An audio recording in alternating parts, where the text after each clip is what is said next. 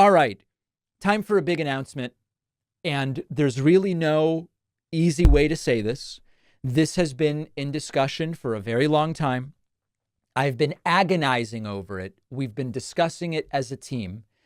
And I have made the decision in consultation with our team, friends and family, advisors, rabbis. Actually, I don't know if I talked to any rabbis about this one. Maybe one.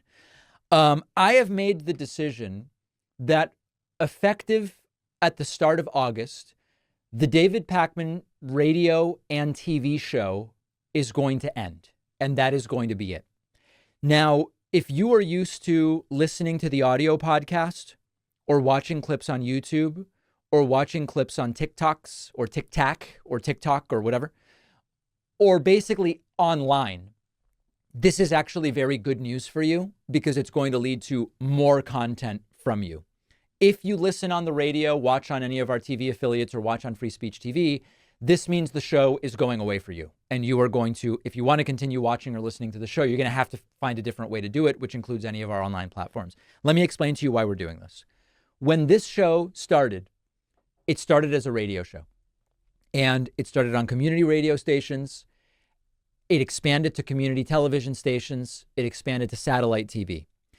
Over the years, and the show has been around for a long time now, 18 years, over the years, the importance of those platforms has diminished. The amount of staff time required to service those platforms has not diminished. In fact, it's probably gone up. And the interference that being on those platforms causes for our online platforms has become more and more significant. You know, some people will sometimes ask me, David, why don't you put the whole interview on the podcast and have a longer podcast that day? And the answer is because of our radio and TV affiliates who need a 57-minute show every single day. And so if I've got a good 80 or 90 minutes one day because of a great interview, we have to chop the interview up, divide it into 2 shows, only put the interview online, and we get a lot of complaints about that. In addition to this, we often have to curtail language, bleep things. Sometimes we forget to bleep, and then we cause a problem for affiliate stations. There's a lot of little things, as well as the generation of additional files and so many different things. And to be honest, there's also a financial component where we've been producing the show for radio and TV at our cost, and it generates essentially zero revenue for us. And so this is a business decision as well as a decision about the future of media. I believe the future, especially for shows like this, is on digital platforms, especially now as people have Bluetooth in their cars, have all of these different forms of technology. So it has been a tough decision. There are people who are going to be upset. I know that. That's the case. And every time we make a change, some people are upset, and we're going to have to deal with that. But the radio and television show is going to be going away. Now, this is not the only change that is coming to the David Pakman Show, and I can't yet speak to all of the changes that we're going to be making. Some of the new things that are now going to be possible are, on some days, the show is just going to be longer. So for those who are just like, give me a longer show if there's a longer show, when we have our longer 30-minute interviews, that day, the show may be an hour and 20 minutes or an hour and 30 minutes. It's just what it is. We are going to test some new formats. We typically have not done any kind of multi-guest shows where I might bring on 2 guests with opposing views. Part of the reason is we're thinking backwards from our affiliates need a 57-minute show. If I have 2 guests on and it's only 12 minutes, it doesn't really allow for a full discussion, so we just don't do it. So one of the things we're going to start dabbling with is we may have discussions with multiple guests on the show. We may have discussions where I am interviewing 2 guests at the same time, or there may be a round table, and maybe there will be an entire show one day, which is some kind of panel or an in-person event. Or all of these things will now be possible. The other thing is some of you have noticed that the last 2 weeks, there have not been live calls on the Friday show. And no decision has yet been made about this. But I'll be very upfront with you that we are testing getting rid of live calls. I know that there are the people who call in would be upset if we stop the live calls. The live calls are the segment we get the most complaints about. There's a lot of people who don't even listen to the Friday show because they hate live calls. And I'm going to be honest, the live calls are not the highest quality. It takes a bunch of technical problems, meandering statements rather than questions, and a lot of confusion to get to one good call. And we get a ton of complaints, and the calls, only 1 out of 50 really generates what I would consider to be really good discussion. So we are testing what is the show like if we don't do the live calls. And we may do them, we may not. We're in the middle of a 3 or 4 week test. It's what we're doing because I want to make the show as good as possible. And I don't want to have any segments on the show that I consider to be kind of like dead weight. And one of the things we've been talking a lot, including with other creators about, is just because there are things that I've done for a while, like, for example, take live calls because it seems natural to hear from people in that way, maybe the live calls aren't a good fit for The Daily Show.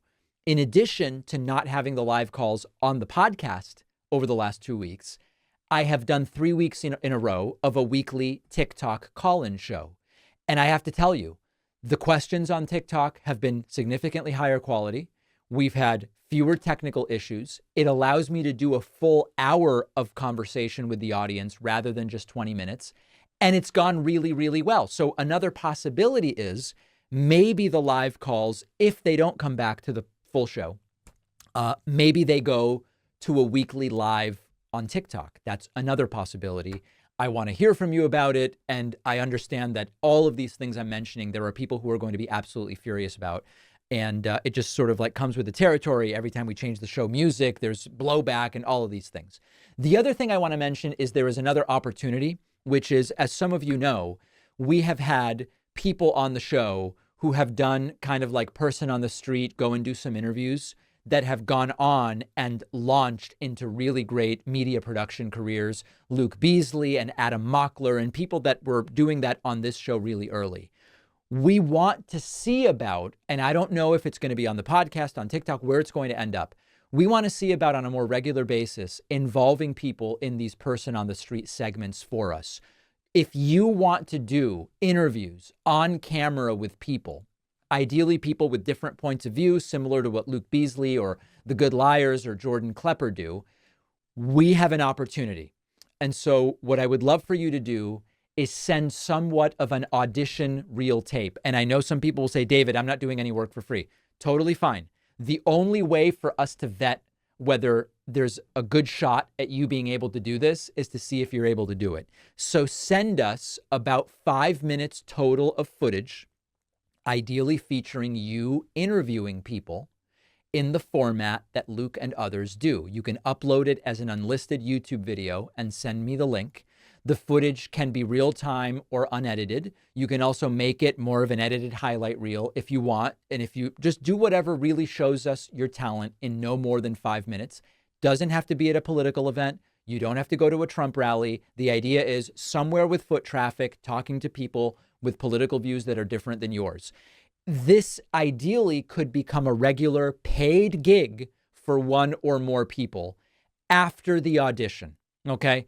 This audition is going to be like the great filter because I expect a lot of people just won't do it the right way.